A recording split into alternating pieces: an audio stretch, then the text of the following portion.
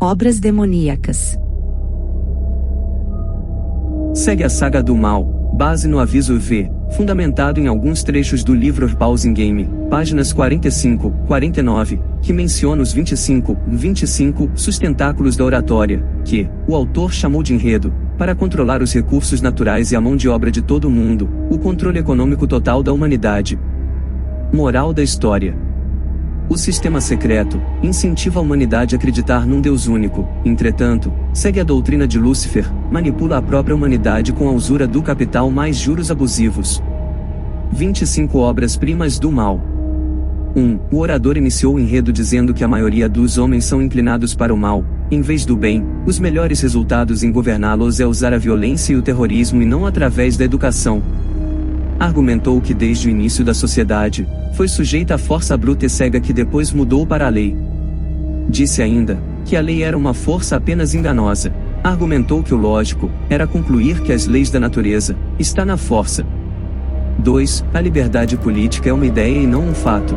Afirmou que usurpar o poder político seria necessário o liberalismo, para que o eleitorado, em prol de uma ideia, abdicasse alguns poderes, assim os conspiradores poderiam reunir em suas próprias mãos. 3. O orador disse que o poder do ouro tinha usurpado os governantes governamentais, mesmo naquela época. Lembrou que a fé tinha governado, mas a liberdade substituiu a fé. Argumentou que poderia usar para provocar guerras de classes. Argumentou também que, indiferente do sucesso do plano se os governos fossem destituídos, por inimigos internos ou externos, porque o vencedor terá que procurar a ajuda do capital, que está inteiramente nas nossas mãos. 4. O argumentou, aqueles que desejam governar devem recorrer à astúcia e o faz de conta, porque grandes qualidades nacionais como fraqueza e honestidade são defeitos na política. 5. O orador que indiferente do sucesso do plano, se os governos eram destruídos por inimigos internos ou externos, o vencedor terá que procurar a ajuda do capital, que está inteiramente nas nossas mãos. 5. O orador afirmou, o nosso direito reside na força. A palavra direito é um pensamento abstrato e não prova nada. Eu encontrei um novo direito, de atacar o direito dos fortes, o direito dos fortes existentes para reconstruir todas as instituições existentes e de tornar o Senhor soberano de todos aqueles, nos deixaram os direitos dos seus soberanos entregues voluntariamente ao liberalismo. 6. Ele advertiu aos ouvintes com essas palavras, o poder de nossos recursos deve permanecer invisível, até o momento, em que tal força, que nenhuma astúcia ou força pode miná-lo. Ele avisou que, qualquer desvio da linha do plano estratégico, lhes estava a ser dado a conhecer, arriscaria derrubar os trabalhos dos séculos. 7. O orador defendeu a psicologia das massas, para obter controle das massas. Ele afirmou que o poder das massas é cego, insensível e irracional e sempre à mercê das sugestões de qualquer lado. Só um governante despótico pode governar as massas eficientemente, porque, sem o despotismo absoluto, não pode haver a existência de uma civilização que foi conseguida não pelas massas, mas pelo seu guia, seja quem for a pessoa. Alertou o momento em que a massa se apodera da liberdade e rapidamente se transforma em anarquia. 8. Ele defendeu o uso do alcoolismo, das drogas, da corrupção moral e todas formas de vício, o uso sistemático dos agentes para corromper a moral da juventude das nações. Recomendou que os agentes especiais deveriam ser treinados como tutores, lacaios, governantes, funcionários e pelas mulheres em locais de dissipação frequentados pelos goim. Ele acrescentou, nos números destes últimos contos, também as que se tornaram seguidoras voluntárias dos outros em corrupção e luxúria. Não devemos parar o suborno, a fraude e a traição, quando esses servem para a realização do nosso fim.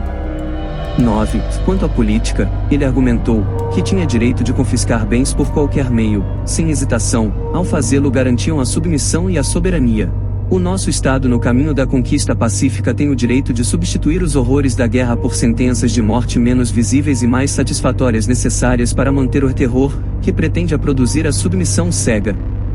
10. Lidando com o uso de slogans ele disse, nos tempos antigos nós fomos os primeiros a colocar as palavras, liberdade, igualdade e fraternidade protocolos dos sábios de Sião na boca das massas e palavras repetidas, até hoje, por papagaios estúpidos, palavras que os pretensiosos podem fazer da sua abstração e nem notar a contradição do significado e interrelação.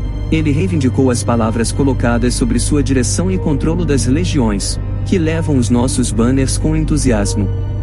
Ele argumentou que não há lugar na natureza para a igualdade, liberdade e fraternidade.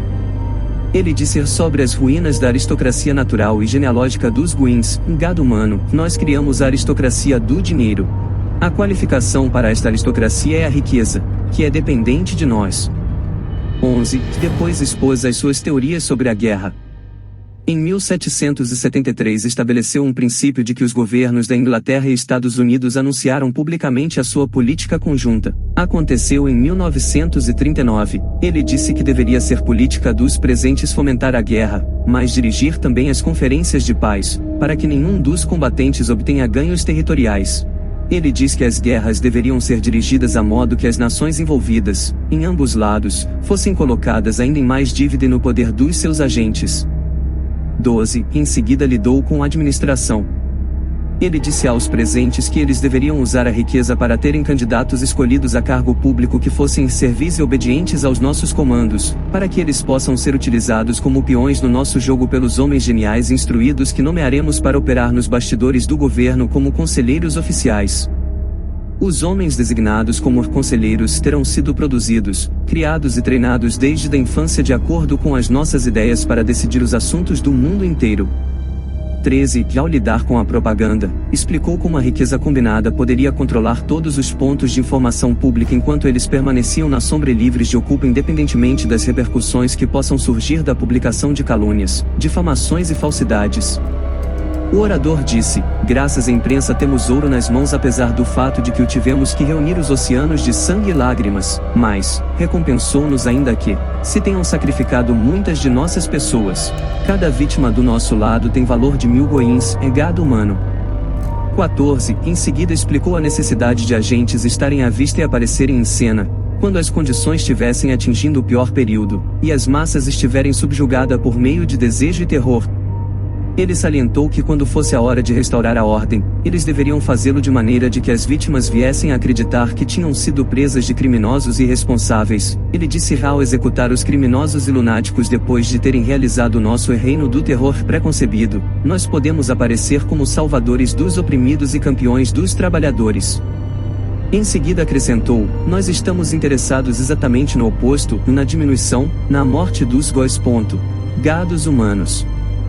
15. Em seguida explicou como depressões industriais e pânico financeiro poderiam ser utilizados para servir os seus propósitos, dizendo, o desemprego forçado e a fome impostas nas massas por causas do poder que temos para criar escassez de alimentos, criará o direito do capital governar, mais seguramente do que o poder que foi dado à aristocracia real, e pela autoridade legal dos reis. Ele alegou que ao terem os seus agentes no controle das massas, as massas poderiam depois ser usados para eliminar tudo o que se atrevesse a ficar no caminho. 16. A infiltração na maçonaria continental foi em seguida, amplamente discutida. O orador declarou que o propósito seria o de aproveitar as instalações e o secretismo que a maçonaria tinha a oferecer. Ele destacou que poderiam organizar as próprias lojas do Grande Oriente dentro da maçonaria azul, a fim de exercerem as suas atividades subversivas e esconder a verdadeira natureza dos seus trabalhos sob o manto da filantropia. Ele declarou que todos os membros iniciados nas lojas do Grande Oriente deveriam ser usados para propósitos do proselitismo e para espalhar a ideologia ateísta materialista entre os gados humanos. Terminou essa fase da discussão com as palavras, quando chegar a hora do nosso Senhor soberano de todo o mundo ser coroado, estas mesmas mãos arrebentarão tudo que fique no caminho. 17. Em seguida, expôs o valor de decepções sistemáticas, salientando que os seus agentes deveriam ser treinados no uso de frases altissonantes e no uso de slogans populares. Eles deveriam fazer promessas mais pródigas às massas. Ele observou o oposto daquilo que foi prometido pode ser sempre feito depois e sem nenhuma consequência. Ele argumentou que ao usarem palavras como liberdade, os gados humanos, poderiam ser incitados a tal fervor patriótico, que poderiam ser lavados a lutar mesmo contra as leis de Deus e da natureza. E acrescentou, e por essa razão, depois de obtermos o controle do próprio nome de Deus, este será eliminado do léxico da vida. 18. Em seguida, detalhou os planos para a guerra revolucionária, a arte da luta de rua e esboçou o padrão para o reino do terror, no qual insistiu que deveria acompanhar todo o esforço revolucionário porque é a maneira mais econômica de levar a população à rápida subjugação. 19. Diplomacia foi depois discutida. Após as guerras, deveriam insistir na diplomacia secreta para que os nossos agentes mais caros de políticos e de conselheiros financeiros e econômicos possam realizar os mandatos sem receio de exposição dos poderes secretos por detrás dos assuntos nacionais e internacionais. O orador disse aos presentes que através da diplomacia secreta deveriam obter o controle que as nações não conseguem, até mesmo um acordo privado sem que os nossos agentes tenham mão nele. 20. O objetivo final: governo mundial. Para se alcançar este objetivo, o orador disse-lhes, será necessário estabelecer os monopólios enormes, reservatórios de tal riqueza, que até mesmo as maiores fortunas dos góis, gados humanos, dependam de nós de tal maneira que irão para o fundo juntamente com o crédito de seus governos no dia seguinte à grande quebra política. O orador acrescentou: vocês que são economistas, aqui presentes, imaginem o significado desta combinação. 21. Guerra econômica. Foi discutido os planos para roubar os terrenos, propriedades e indústrias dos goins, gado humano. Uma combinação de impostos altos e concorrência injusta foi defendida para provocar a ruína dos goin, no que toca os interesses financeiros. No campo internacional, se sentiu que poderia incentivar, precificar-se para fora dos mercados. Isto poderia ser alcançado pelo controle ou cuidado de matérias-primas, agitações organizadas entre os trabalhadores para a redução de horários e salários mais elevados e subsidiando os concorrentes. O orador alertou os co-conspiradores de que eles devem arranjar as coisas e controlar as condições, para que os aumentos salariais obtidos pelos trabalhadores não os beneficiem de modo nenhum. 22. Armamentos.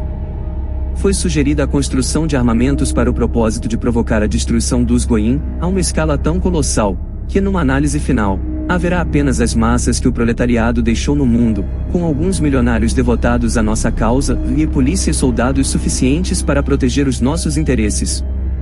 23. A nova ordem. Os membros do único governo mundial serão apontados pelo ditador. Ele escolherá os homens entre os cientistas, economistas, financeiros, os industriais e milionários, porque em substância tudo se resumirá a uma questão de números. 24. Importância da juventude. Foi salientada a importância de captar o interesse dos jovens com a advertência de que os agentes devem infiltrar em todas as classes, níveis da sociedade e do governo, com o propósito de enganar, estupidificar e corromper os membros mais jovens da sociedade, ensinando-lhes teorias e princípios que sabemos serem falsos.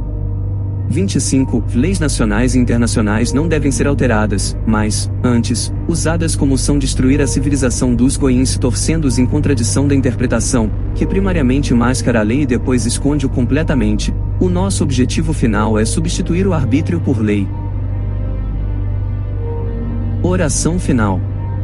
O orador argumentou: vocês podem pensar que os goins, gados humanos, insurgirão sobre nós com armas, mas no Ocidente temos uma organização de tamanho terror, contra esta possibilidade, que os corações mais trépidos tremem, e os undergrounds, os metropolitanos, os corredores subterrâneos, e estes serão estabelecidos nas capitais e cidades de todos os países antes que este perigo ocorra.